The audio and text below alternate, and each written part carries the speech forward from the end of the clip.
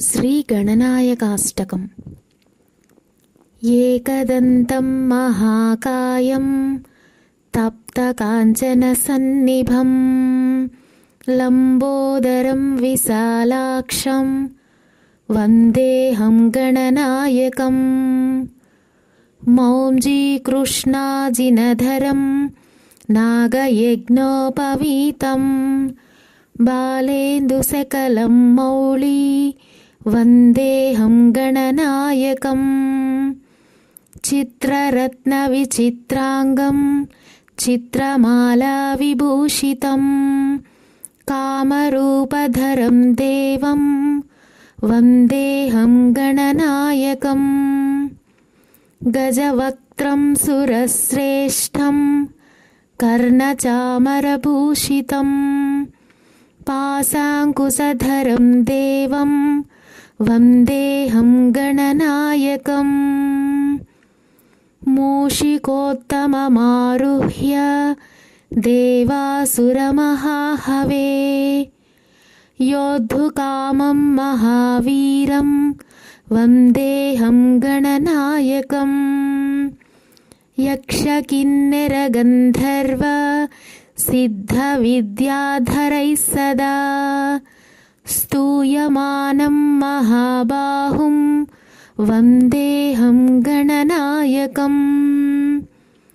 అంబికాహృదయానందం మాతృభిః పరివేష్టితం భక్తిప్రియం మదోన్మత్తం వందేహం గణనాయకం. సర్వవిఘ్నహరం దేవం సర్వవిఘ్నవివర్జితం సర్వసిద్ధిప్రదాతారం వందేహం గణనాయకం. గణాష్టకమిదం పుణ్యం యః పఠేత్ సతతం నరః సిద్ధ్యంతి సర్వకార్యాణి విద్యావాన్ ధనవాన్ భవేత్. ఇది శ్రీ గణనాయకాష్టకం సంపూర్ణం. ఈ గణనాయకాష్టకాన్ని నిత్యం పఠించటం వలన విఘ్నాలు తొలగిపోయి తలపెట్టిన పనులు సకాలంలో పూర్తి అవుతాయి. విద్యావంతులు ధనవంతులు అవుతారు. సర్వకార్యసిద్ధి అని ఈ స్తోత్రానికి ఫలశ్రుతిగా చెప్పబడినది. గం గణపతయే నమః. శ్రీ గణనాయకాష్టకం. ఏకదంతం మహాకాయం తప్తకాంచనసన్నిభం లంబోదరం విశాలాక్షం వందేహం గణనాయకం.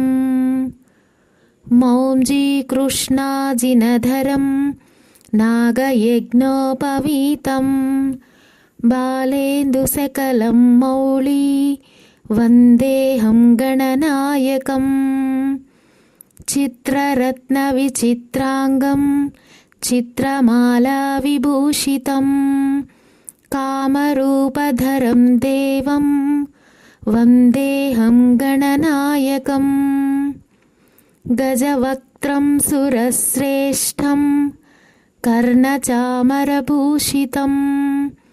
పాశాంకుశధరం దేవం వందేహం గణనాయకం. మూషికోత్తమమారుహ్య దేవాసురమహాహవే యోద్ధుకామం మహావీరం వందేహం గణనాయకం. యక్షకిన్నెరగంధర్వ సిద్ధవిద్యాధరైः సదా స్తూయమానం మహాబాహుం వందేహం గణనాయకం.